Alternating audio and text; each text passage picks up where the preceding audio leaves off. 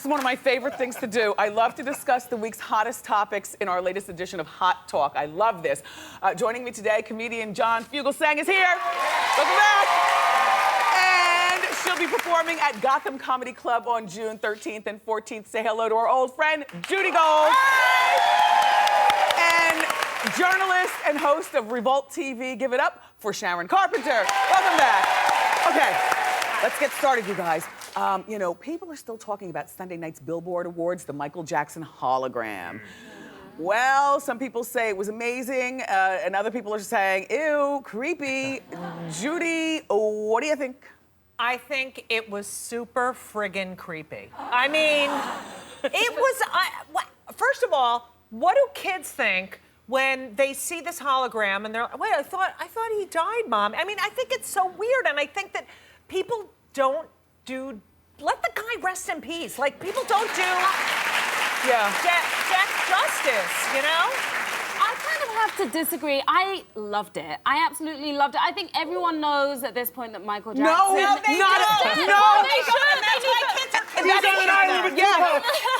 They should know that Michael Jackson is dead. I think the technology was amazing. I think it really captured the essence of Michael Jackson as a performer and as a singer, and has helped really solidify his legacy, introduce his music to new audiences, kids who haven't grown up on Michael Jackson. What we had here was hologram Michael Jackson making money for someone who's not Michael Jackson, doing a song that actual Michael Jackson chose not to release when he was still living Michael Jackson. Exactly. I do want to say, I think the holograms had some work done. And I also think that I would totally let my kids have a sleepover with hologram Michael Jackson. No Jesus juice with hologram Michael. The problem is, and I think that I agree with you. I think this is creepy. I think that, you know, people aren't respecting death anymore. This hologram thing is way out of order. They didn't say, ladies and gentlemen, with great technology and a lot of, you know, talented people, we present to you the Michael Jackson hologram. They didn't say that. They said, ladies and gentlemen, Michael Jackson, which makes all the kids go, Mommy, I thought he was dead. But this is how it's going to be. Elvis is going to tour. Michael Jackson will tour. The Beatles will tour. This is going to be new technology. We have to get used to it. I think even live artists, we're going to see, you know, why have one Lady Gaga when you can have 10 Lady Gagas performing at the same time all around the world? Actually, you know, hologram Bob Dylan hates his audience a lot less than real Bob Dylan, so that's a good show. Well, we went to wendyshow.com and took a poll, and guess what? 89% of you thought that it was creepy as well. I agree. Yeah. I loved it. Okay, our next story is a video of a Florida dad attempting to help his 6-year-old son conquer his fears over a tall skateboard ramp. The video has gone viral, and it was caught on camera by some bystanders as they were chatting. You take a look, and then I'm gonna give you more facts to this story, and we'll chat. Put it all over my mouth and drank a whole bunch of it. I drank the rest of it. That's not weird. Well, the little boy didn't break any bones. You need to know that the boy is a really good skater. This is a brand new ramp there, and he was just spending a lot of time standing at the top, and Dad just gave him a push. They are regulars at the park. Dad did apologize later and said that it was a bonehead decision, but as a result of this video, Dad lost his job and is now being investigated by Child Services. John, you're a father. The question is, should Dad be punished? The little boy's name is Dino, and that's not a boneheaded move. Naming your son after the Flintstones' dog is a boneheaded move. That's child endangerment. However, you can lose a job for being a bad dad. Does Charlie Sheen know this? I mean, you know, this is the YouTube age, and every time you screw up, you run the risk of everyone scorning you and having your life defined by the stupidest thing you ever did. It was wrong, but you know what? In 10 years, when that kid tries to carjack me, I might disagree. I don't think he should have lost his job. I don't think that kid's going to carjack you. I think that kid's going to be an amazing skater, and he already is. But, you know, I read that the kid was afraid of heights, and this was a very high ramp. Yeah. But you know what? Google, how do I get my kid not to be afraid of heights? You don't kick the kid. I mean, if he's doing that in public, what is he doing? And then to walk away, if you notice the dad just turned away, didn't even look over the edge to see if the kid was okay. I don't believe that, you know, yes, kicking him down the ramp was wrong, but I think people need to stay out of other people's parenting. I can't believe that he lost his job, and I cannot believe that now Child Services is going to come in the home and investigate turning over mattresses and I kind of feel like there needs to be an investigation, because if he's doing this out in public, you never know. He may be doing something worse at home. I think it needs to be investigated. It is worth investigating, because that's Wendy. That's some serious Marvin Gaye parenting right there. I mean, that's not right. But if this guy wasn't Caucasian, I can guarantee you that kid would have been taken out of the house already. Good point. Yeah, that is true. Good point. Right?